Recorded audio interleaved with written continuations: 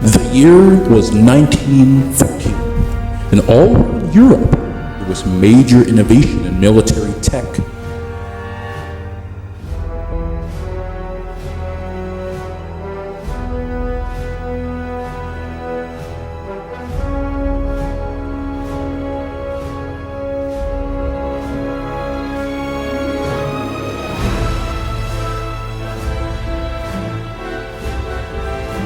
Tensions grew between nations and everyone just wanted to square up with each other. It is at this time that Archduke Franz Ferdinand enters Bosnia.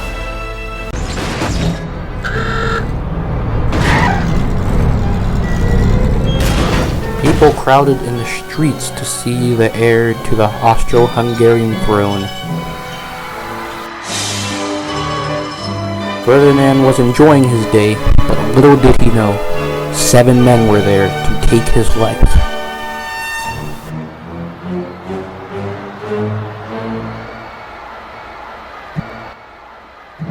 These men were in a group called the Black Hand, and were Serbian citizens who wanted to assassinate Ferdinand.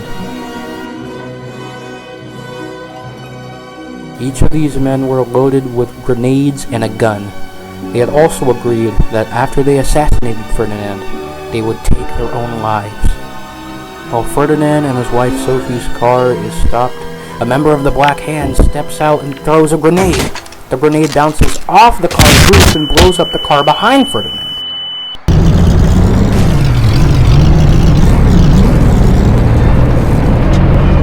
After Ferdinand and his wife lay low for a while, they decide they should go visit some of those who were injured at the hospital. It is issued that Ferdinand must take a safer route to the hospital, but his driver doesn't know this. They rush off in the direction they were originally headed. The car in front of them makes another turn to the left. Ferdinand's vehicle turns right.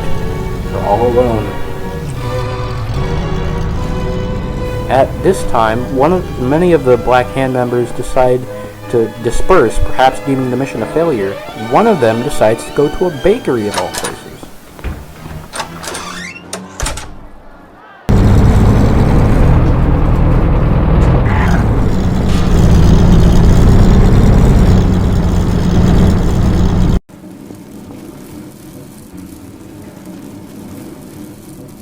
Suddenly, the car breaks down next to a bakery. The same bakery one of the Black Hand members is at. He walks out of the bakery, up to the car, pulls out a gun, and the assassin turns the gun on himself, but hesitates and is apprehended.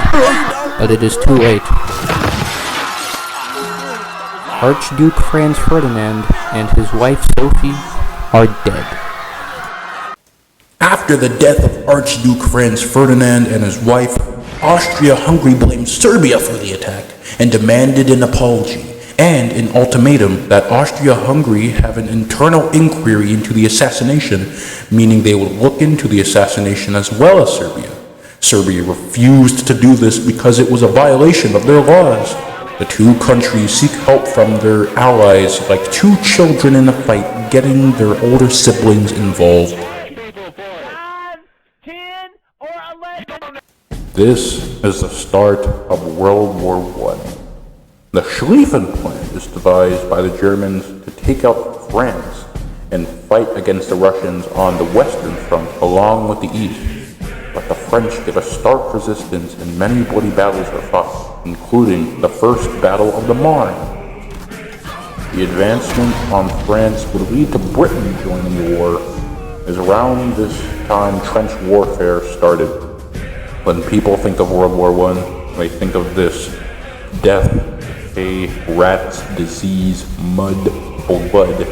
The stench of rotting corpses was pungent in the air. And speaking of air, World War I was one of the first large wars to utilize aircraft.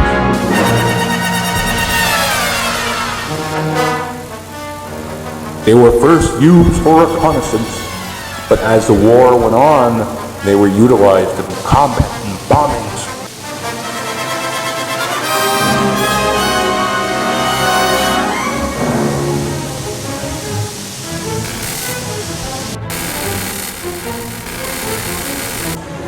the most famous ace pilots during the war was the Red Baron.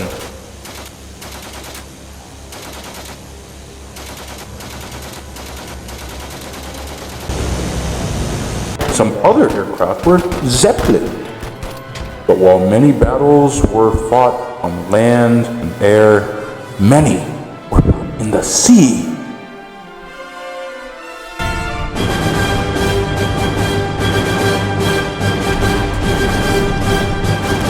Gallipoli, 1950. Australian forces invade Turkish beaches. It is brutal warfare. Many are lost.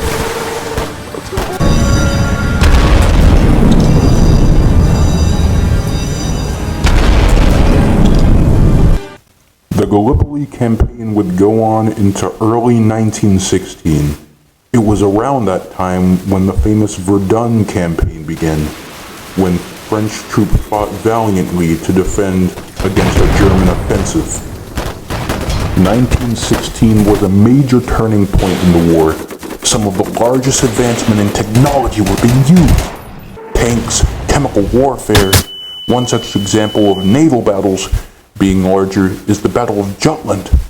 By June, the famous Somme campaign had begun.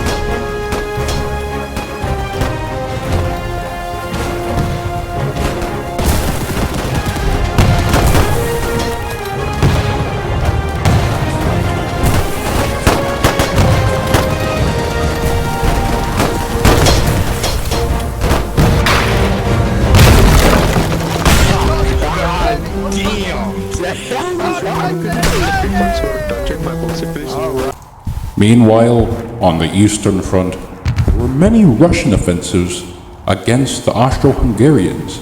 It was contemplated that America should join the war, but the president declined this, not wanting to get involved.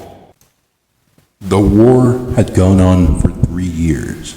The Russians had not made any positive effect at this point. In their country, there was now poverty, and the war was a main contributor. And on March 1917, Russia officially left the war, bringing a close to the war on the Eastern Front.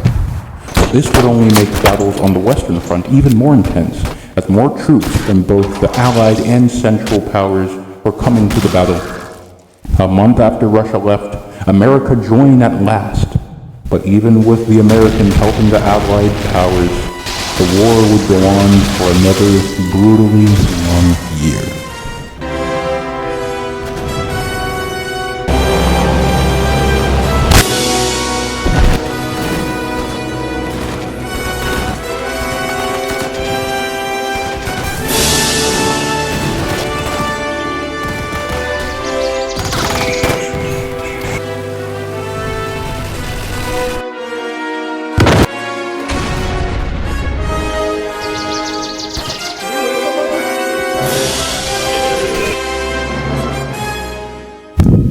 By 1918, the German army was beginning to fall apart.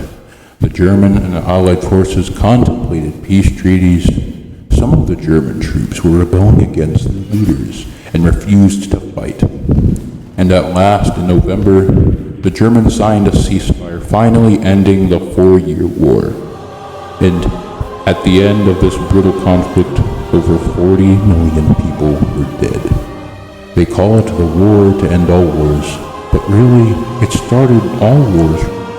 World War I led to World War II, World War II led to the Cold War led to Vietnam War, and so on. So what would have happened if the war had never started? If Ferdinand's driver had made the correct turn? Today, we honor all those who lost their lives with a poppy flower.